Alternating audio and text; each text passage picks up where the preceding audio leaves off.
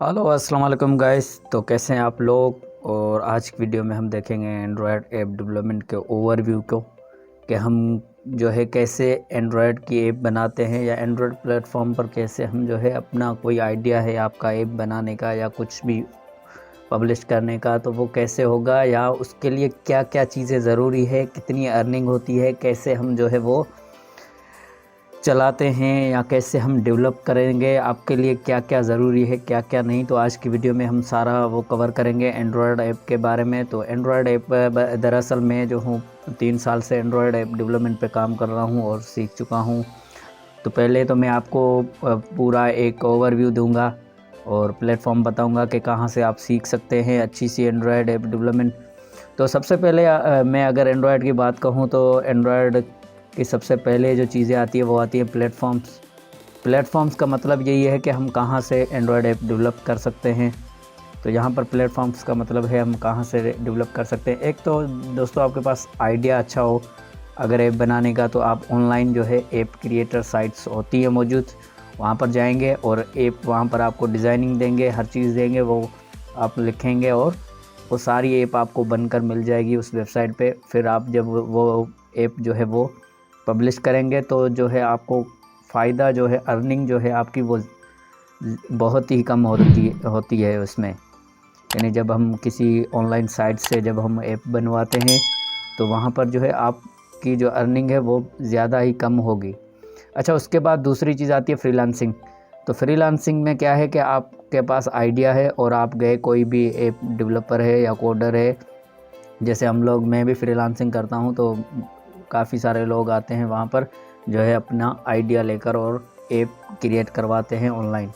तो उसमें भी आपका फ़ायदा है कि आपने एक खर्चा करके, आपका आइडिया अगर तगड़ा है तो आपने खर्चा करके एक आइडिया की ऐप बना दी, यानी इस एक मखसूस काम की, और वो ऐप जो है अच्छे डाउनलोड्स हो रहे हैं। तो ये भी फ़ायदा है आपको, क्योंकि फ्रीलांसर जो है आपसे सिर्फ उस कोडिंग को और ऐप को बनाकर पैसे ले लेगा और बाद में जो है आपको फिर उसमें चेंजेस करवाने होंगे तो आपको फिर से फ्रीलांसर हायर करना पड़ेगा। तो ये कुछ इसके जो है वो डिसएडवांटेज भी कह लें और एडवांटेज भी कह लें वो है। तो ऐप क्रिएटर साइट से मत बनवाएं, क्योंकि आपका आइडिया भी जाएगा और जो है ऐप आपको जो बनकर मिलेगी उसमें से 80% आपका वैसे ही कट जाएगा, क्योंकि प्लेट जब भी आप किसी उस साइट पर आप पब्लिश करोगे ऐप कंप्लीट को और उसमें से वो काटेगा, फिर इंटरेस्ट और वो वेबसाइट वाले अलग काटेंगे, फिर जाकर आपको कुछ ना कुछ बचेगा, तो इसमें फ़ायदा नहीं है। तो यहाँ पर जो है फ्रीलांसिंग है, इसको आप चूज़ कर सकते हैं। लेकिन मेरा जो मेन मोटिव है आज की वीडियो का वो यही है कि मैं जो हूँ कोर्स एंड्रॉयड ऐप डेवलपमेंट का बनाने जा रहा हूँ, तो आपको थोड़ा सा जो कन्फ्यूजन है आपकी वो दूर कर दूँ, ताकि आप जो है ईजीली जो है मेरे साथ सीख सकेंगे कैसे हम एंड्रॉयड पूरी ऐप को बनाते हैं। मेरी वीडियोस देख कर बना सकते हैं या आप किसी और की वीडियोस देखकर बना सकते हैं, लेकिन आपका कॉन्सेप्ट जो है वो क्लियर हो के क्या क्या चीज़ें ज़रूरी हैं उसके लिए।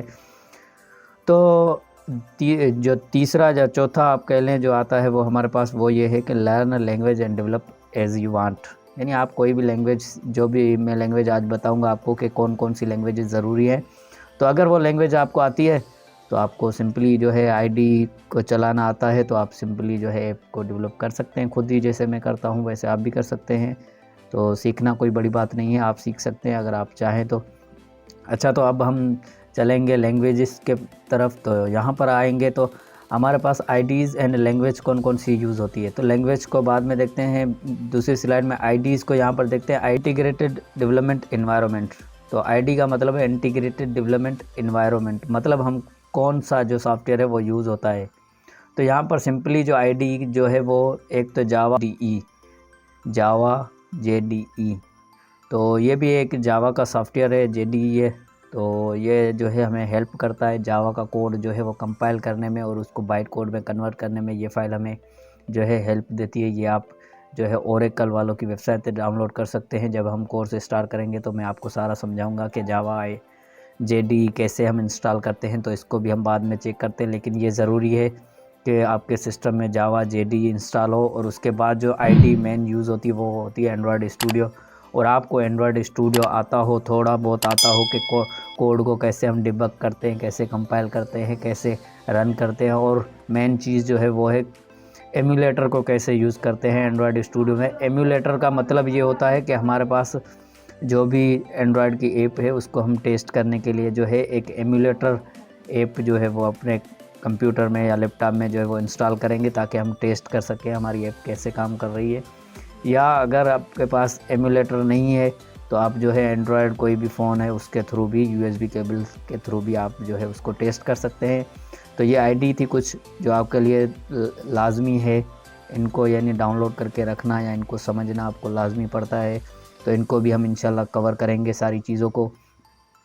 तो उसके बाद लैंग्वेजेस आती हैं। तो लैंग्वेजेस में सबसे पहले जो आती थी वो पहले जो है जावा यूज़ होती थी। अभी जो आई है आप बोल रहे हैं, आप बोलेंगे 2017 में तो कोटलिन है, तो कोटलिन यूज़ होती है और जावा यूज़ होती है लॉजिक्स के लिए। लॉजिक्स के लिए मतलब हमारे बटन क्लिक्स वगैरह हैं, जो भी हम डेटा को एक एक्टिविटी से दूसरी एक्टिविटी ले जाते हैं, तो उसके लिए जो है हमें जावा और कोटलिन इन दोनों लैंग्वेजेस में जो है वो इनमें से एक आनी चाहिए। अगर आपको जावा आती है तो कोटलिन आसान है, अगर आपको कोटलिन आती है तो जावा वैसे आती होगी, क्योंकि जावा पुरानी है लैंग्वेज।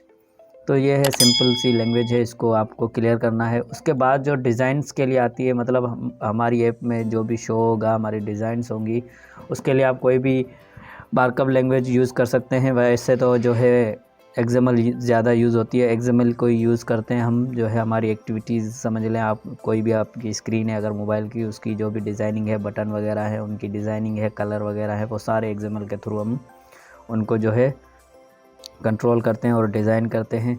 तो उसके बाद आती है तीसरी टाइप की लैंग्वेज जो कि हमारा डेटाबेस के लिए यूज़ होती है। तो आपको सिंपल SQLite आना चाहिए कुछ, वरना तो आपको फायरबेस जो है ऑनलाइन स्टोरेज मौजूद है गूगल की तरफ से, तो फायरबेस ज़्यादा यूज़ हो रही है अभी, तो ऑनलाइन स्टोरेज के लिए फायरबेस यूज़ होता है। वरना आप SQLite जो है वो भी यूज़ कर सकते हैं। और हम इनको भी सारी चीज़ों को क्लियर करेंगे जल्दी इंशाल्लाह। हमारे जो भी लेक्चर्स होंगे एंड्रॉयड ऐप डेवलपमेंट में, उसमें आहिस्ता आहिस्ता इन सारी चीज़ों को क्लियर करेंगे।